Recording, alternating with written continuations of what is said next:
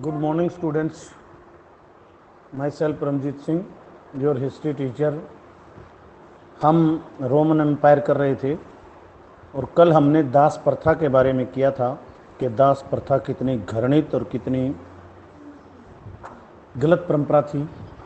आज हम रोम की धार्मिक व्यवस्था के बारे में या सामाजिक व्यवस्था के बारे में आप कह सकते हैं करेंगे, क्योंकि धर्म के अनुसार ही समाज चलता है।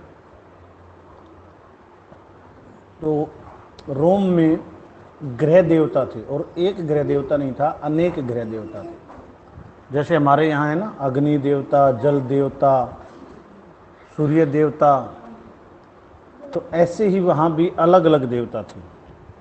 द्वार का देवता जो घर की रक्षा करता था वो अलग था, वो जेनस था। अग्नि का देवता अलग था, वेस्ता था।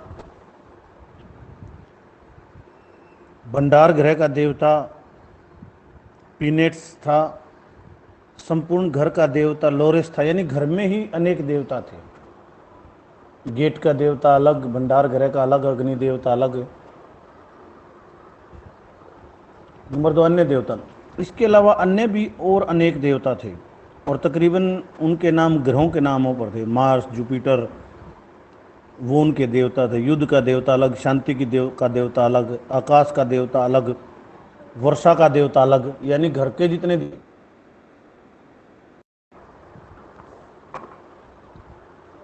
और सबसे बड़ा देवता जुपिटर था उनका। सबसे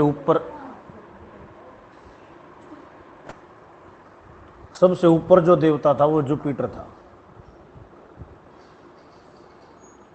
या ये कह सकते हैं जैसे हमारे यहाँ अनेक देवी देवता 33 करोड़, ऐसे ही उनके भी अनेक देवी देवता थे। और इसके अलावा तीसरा पॉइंट देखिए, यूनानी देवताओं को भी आत्मसात उन्होंने कर लिया था। उनके घर के अनेक देवता थे, बाहर के अनेक देवता थे और यूनानी देवताओं भी।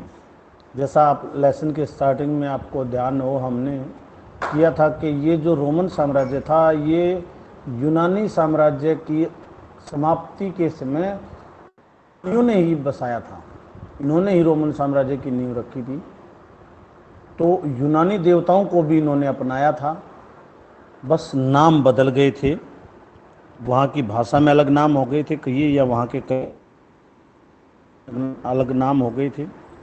जैसे सबसे बड़ा था था, इनका सबसे बड़ा देवता जुपिटर था। ठीक जीएस की तरह ही मूर्ति थी, जीएस की तरह ही पूजा करते थे। उसका नाम दिया था। यूनानी देवता था एंथना, उसका नाम इन्होंने मिनर्वा कर दिया था। हर्मीज का मरकरी नाम। तो ऐसे अनेक देवता थे उनके, वो सारे वो भी आत्मसात कर लिए। आत्मसात का मतलब है उन्हीं की जैसी मूर्ति थी, उन्हीं की तरह पूजा पत्ती थी, बस नाम अलग थे। और पोंटिफ या धर्माध्यक्ष। पोंटिफ क्या होता है? धर्मगुरु को हो या ईसाइयों में तो ऐसे ही उनका जो धर्मगुरु था वो पोंटिफ कहलाता था या धर्माध्यक्ष। तो जो मुख्य पोंटिफ था उसको पोंटिफ मैक्सिस पद मिलता था। फिर अनेक देश में होती हैं। जैसे हमारे देश में ज़्यादा हनुमान के मंदिर हैं या शिव के मंदिर, उनके यहाँ ज़्यादा मंदिर जुपिटर सबसे बड़ा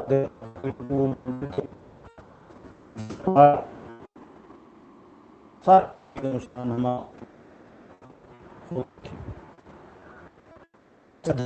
धार्मिक उत्सव मनाते थे, वो भी हमारी तरह ही देवता का उत्सव मनाते थे।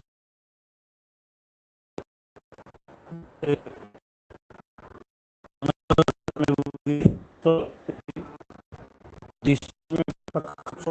ऐसे अनेक उत्सव मनाते थे।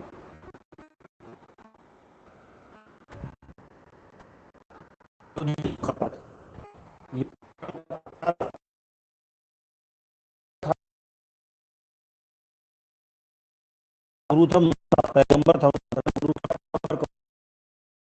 जिसने धर्म की स्थापना की थी। जैसे मुसलमानों का पैगंबर शब्द का अर्थ वैसे होता है परमात्मा का संदेश पहुंचाने वाला, बोर्ड। होता है। मोहम्मद का जो संदेश तो पैगंबर, और ये इस उस्मान और ईसाई ये यहूदी धर्म की उपज, यहूदी उनका सबसे पुराना धर्म है। हमारा सबसे बड़ा कह सकते हैं कि हिंदू और जैन हैं, बौद्ध हैं, सब तो का सबसे पुराना धर्म है यहूदी, जो रोम में पहली शताब्दी में आया और इस प्रचार हुआ यहूदियों की भाषा हिब्रू।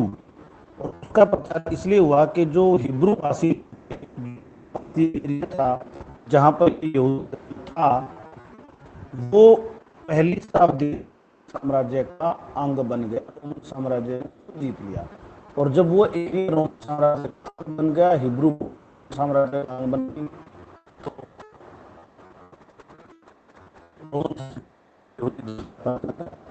होना शुरू हुआ। और जो है मात्र है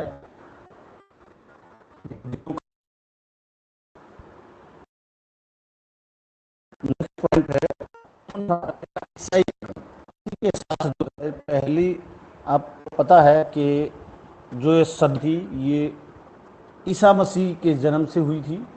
तो उसी दौरान ईसा मसीह भी उस पहली सदी में ही हुए हैं। ईसा मसीह ने, ये कह सकते हैं कि वो भी पैदा तो यहूदी घर में हुए थे, जन्म से उनका यहूदी ही धर्म था, और एक प्रकार से यहूदी धर्म में एक संत हुए थे वो। जैसे रोम में हमने ऊपर पढ़े हैं, अनेक देवी देवताओं की पूजा थी, अनेक पूजा पद्धतियाँ थी, मंदिर थे, यानी कि जैसे बाह्य आडंबर भी शुरू हो जाते हैं, पाखंड आ गए थे उस धर्म में, अनेक देवी देवता थे। तो उन्होंने, वो एक वहाँ के संत हुए और उन्होंने एक परमात्मा, ये बताया कि परमात्मा एक है, अनेक देवी देवताओं की पूजा करने की या मूर्ति पूजा करने की या मंदिर बनाने की ज़रूरत नहीं है, इस तरह का संदेश दिया। लेकिन उनका विरोध भी हुआ।